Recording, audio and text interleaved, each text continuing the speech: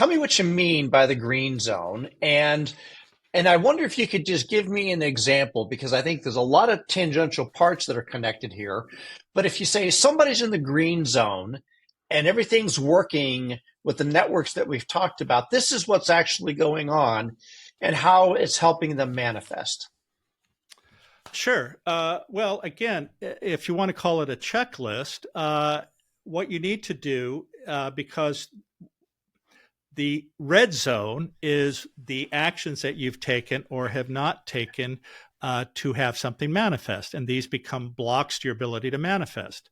As an example, I mean, even baggage that you carry with you from childhood, of which you may not be aware, oftentimes act as blocks to you manifesting.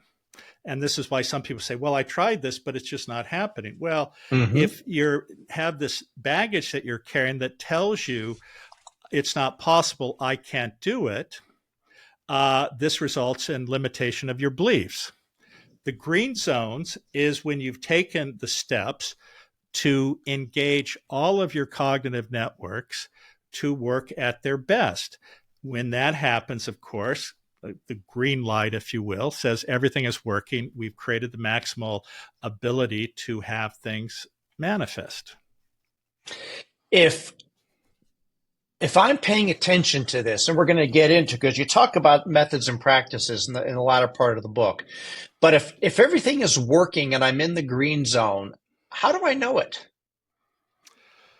Well, that's a good question. I mean, it's if you're dealing with somebody who is distracted or not self-aware and is trying to do this, of course, then it's probably going to be impeded, and they'll be in the red zone or the yellow zone, if you will. So, how do we learn anything? How do we make things manifest? Well, oftentimes we need a path or a guide to take us there. And Okay. as an example, in the book, we offer, or I offer, a 6-week or 6-step program to help you do that. And it's based on what we know from neuroscience. Now, I will preface this also by saying, while I may make comments about woo-woo and pseudoscience, of which oftentimes fact is covered in woo-woo and pseudoscience to Yep. make it attractive to a subset of people, the reality is many of the practices that people have talked about actually help you manifest. And this is engagement of all of our sensory organs, because that's how we define ourselves. That's how we interact with the world. So as an example, creating the environment that makes you calm and happy, if you will, which is to be centered, which is to think through the lens of being of service and of positivity, making a list of what you wish to manifest, reading that list aloud, reading it silently, closing your eyes and imagining your that person receiving that. All of those things result in something, and through repetition, because we know what wires together, fires together.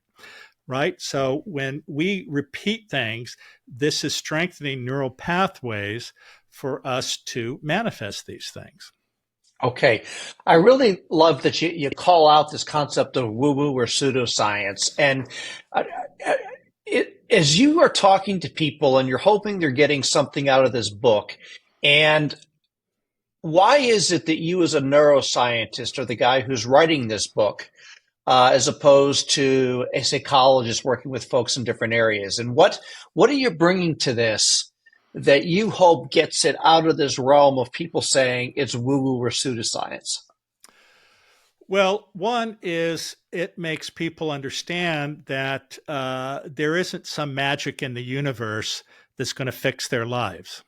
Okay. Because what happens is so many people look outside themselves and they believe that they're being punished. As an example, one of the problems with the law of attraction oftentimes is that, oh, it didn't happen. It's your fault. You did not put the positive energy out there.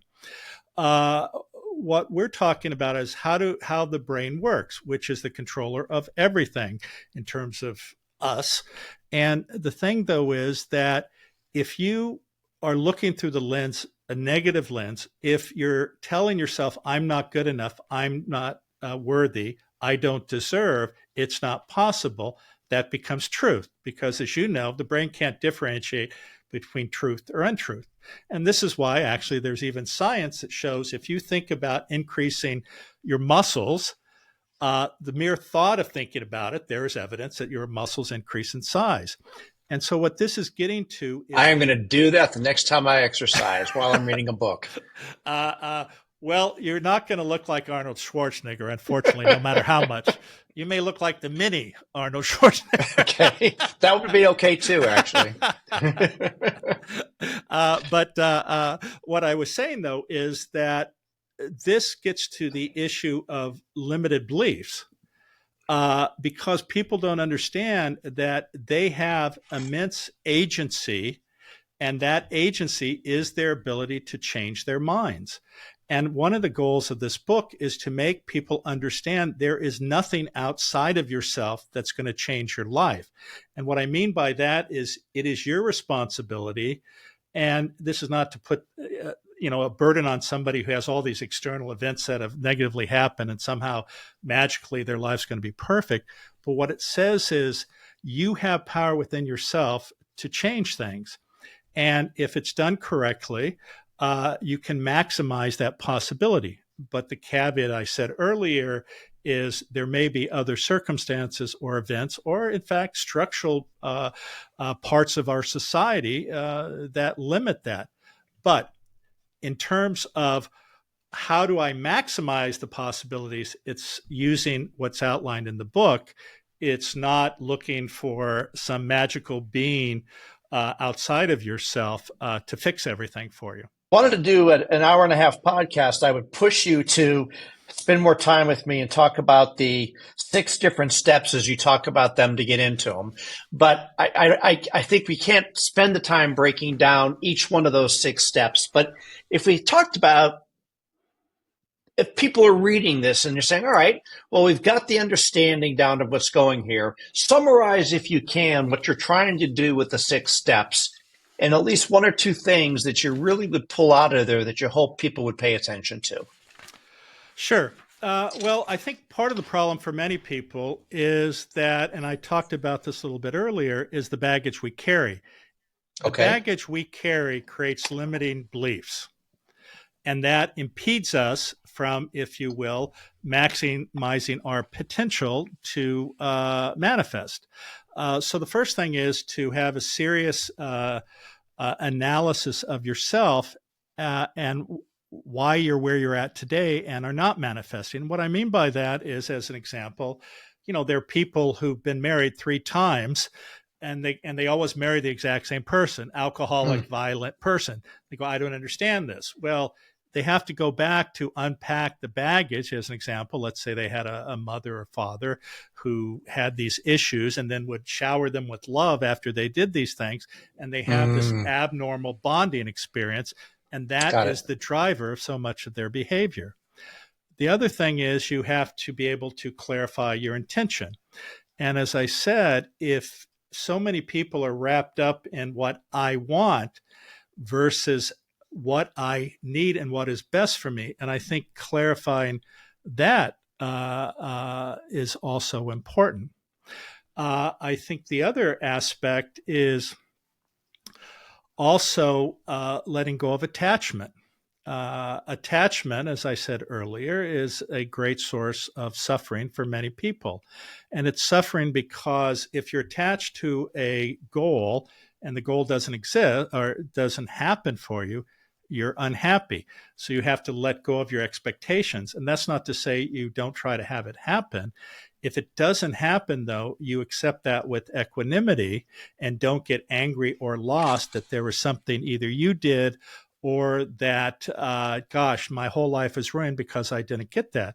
And I think the other part of that is so many people are so intently focused sometimes on a goal that they forget that what defines us as a human in the context of living a life has to do with who's on the journey with you. And when you ignore everything around you for that goal, that in and of itself isn't helpful for you.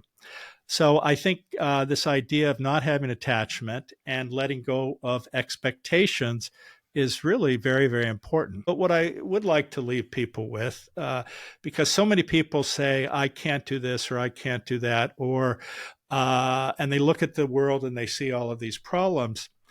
Every one of us every day, no matter our circumstance, has the power to improve the lives of at least one other person. And if that is your focus, that action in and of itself will put you in the mindset and the mind frame to actually help you manifest your intentions. And this can just be saying a hello. It can be buying a meal for somebody. It can be giving somebody a hug. And people forget how powerful that is to activate all the positive aspects of our physiology while, of course, helping others.